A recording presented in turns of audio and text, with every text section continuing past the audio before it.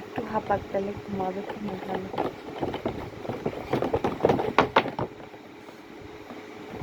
একটুও কথা শোনে না বাবা, বোতলটা একটুও কথা শোনে না। হ্যাঁ, দুষ্টু দুষ্টু, মেয়ে দাও। খুব রেগে যাচ্ছে কাকি। না না না না না না, আর পারছো না, আর পারছো না। ওই দেখো অবস্থা, ধরতে পারছো না, ধরতে পারছো না। ওরে বাবা,